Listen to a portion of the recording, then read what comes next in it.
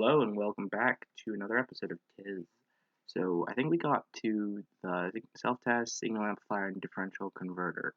Now we're on segment 21.34.0, and it's called the signal comparator.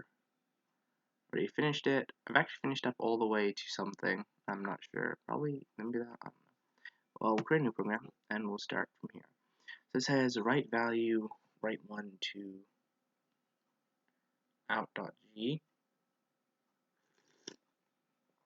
if n is greater than 0. Alright. Oh man, this is painful.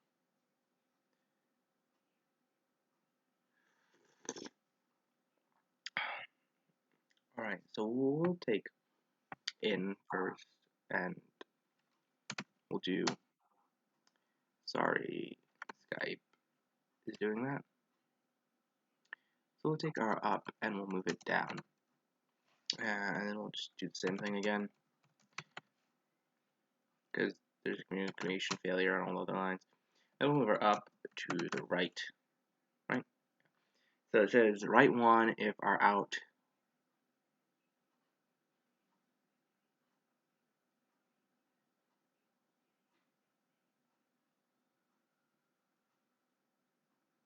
write a 1. Alright, so we say we should save it to the we should save it to the accumulator, right?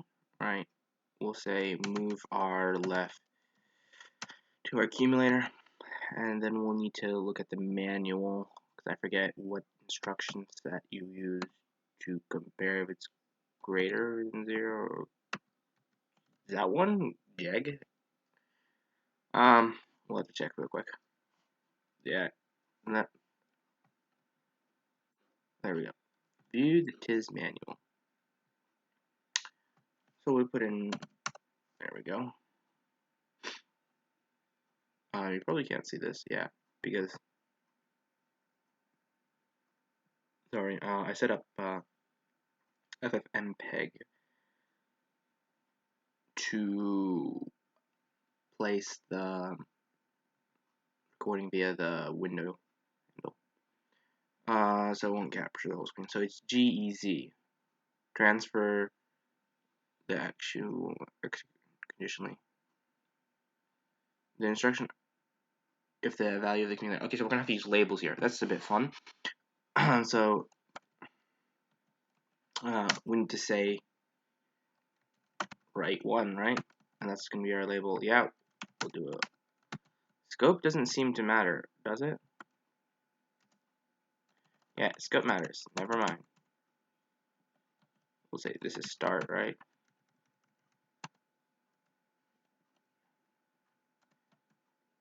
And we'll do write 1. There we go. Scope doesn't matter. So write 1. If it's write 1,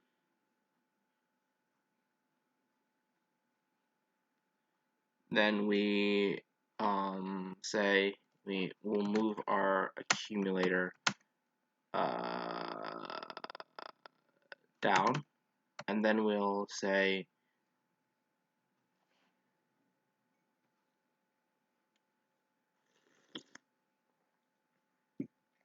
actually, okay, so I'm a bit wrong here. Like any sane person, we should probably do start there. That's not gonna fit on the top line, is it? Yeah, it's not. Well, that works fine. So we're going to test if our accumulator is 0. If it is, we're going to write 1.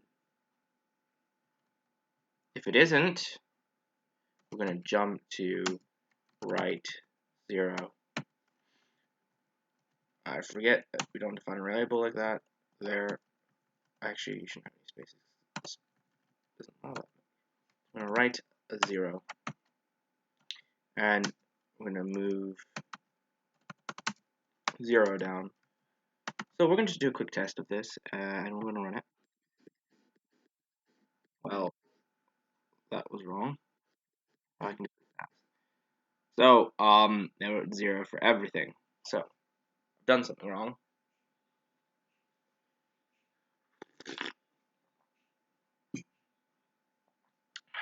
What is our question? What did I do wrong? So we're gonna step through it. So accumulators 2. Oh wait, I'm probably testing for the wrong thing, and aren't I?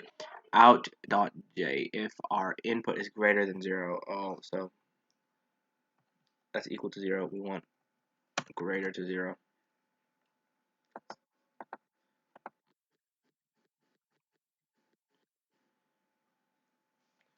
And I forgot, you don't move the accumulator down, you move the number 1 down.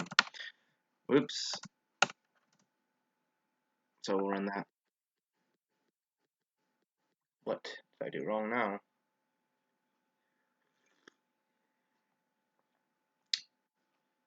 If our input is greater than 0. So we'll say, time to read the instructions again.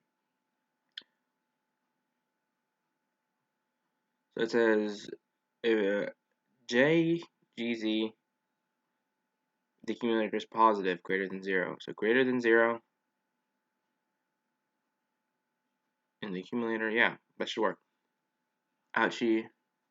Out.g is greater than 0 according to that. So you should go to start, then, oh, okay. So after we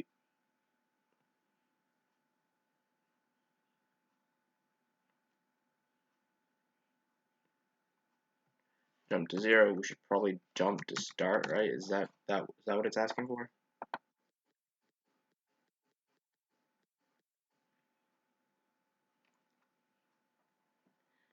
Nope. Okay. So all right, maybe this is jumping to start, and we're not jumping 0 to start. Yeah. Okay. So we don't need to jump 0 to start. I had it backwards. So run. Yeah. Yeah. Okay. So that's going to work just fine. What we're going to do now is we're going to take a simple move our accumulator to our, trying to figure out, this is my right, sorry.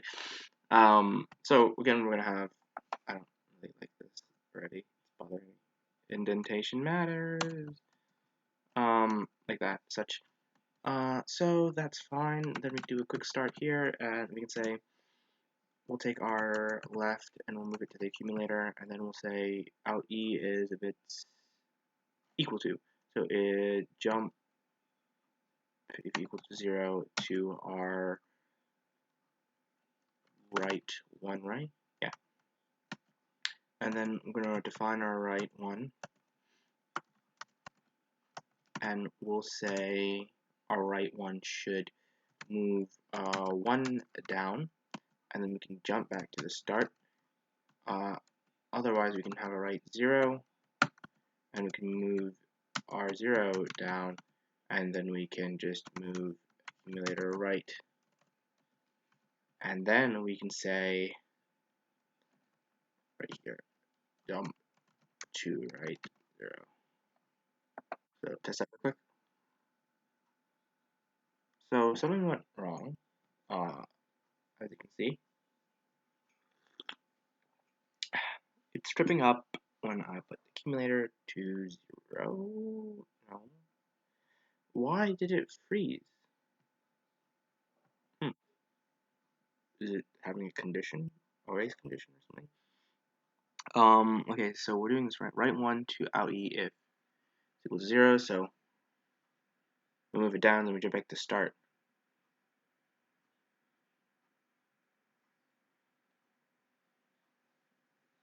Are you telling me I have to make this jump to start again, maybe? No? I feel like I'm doing something wrong, but just putting jump start everywhere seems easier than actually testing stuff. Alright, yeah. So it's not jump start. I really wish there was a quick way to delete lines, like using Shift Del. That's one way you can do it in Visual Studios. or is it Notepad++? Can't remember these days. So we're moving our left into our accumulator, we're comparing it. If it's equal to 0, then we're jumping to right 1. And we move 1 down, and we would jump back to the start. That's fine. Then if it's not right 1, we jump to right 0. We move 0 down, and then we move our accumulator right.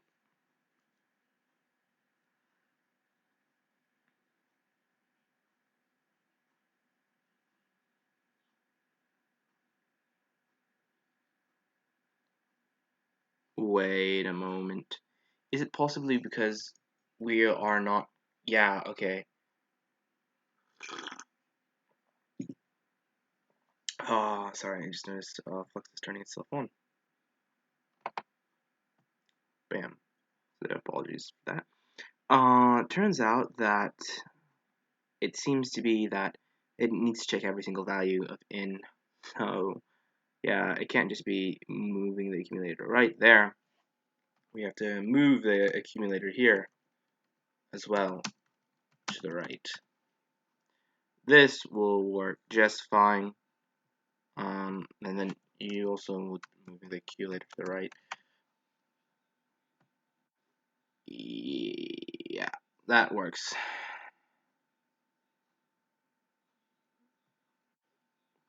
So again, this is just another quick rinse and repeat. So we're going to move our left into our accumulator. We're going to do if it's less than that, jump there, jump to right.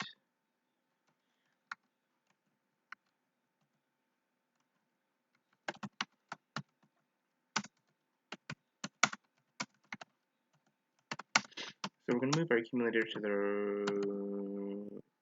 There is nothing to move down. We just jump to the start, and then we can go to right 0, right? And then we can say move our 0 down, and then we can say, yeah, we don't need to do anything with the accumulator. Yeah.